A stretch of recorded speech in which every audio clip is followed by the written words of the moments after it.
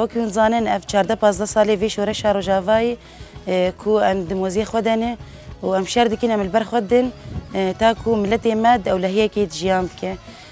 Ji xwe wekî hûn zanin îro roja cîhanî ya piştgirtiya Rojavayê bi rastî ev tiştîhan ji bo me hêz û moral e.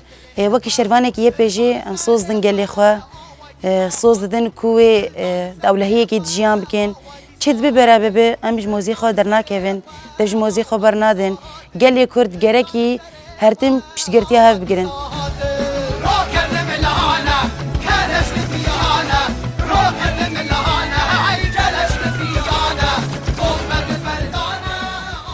ام سپاسیا ملت جی دکن پشگirtiya YPG و YPJ kir vê wextekî wilo da yani rastî bêjim vî tiştî hem moral dê me hem can dê me hem şoq dê me hem îradet dê me got em xetê xwe cebhê em zêde bigirin hem zêde parastinê bikin zaten xeta dawiya em zêdîlo navegerin hekaya wek gotî yan mirine û yan jiyana zêdê wênîne em spasiya milet piştgirtiya Rojava jî dikin her çar parça û çi hevalê rabû mere alîkar bû.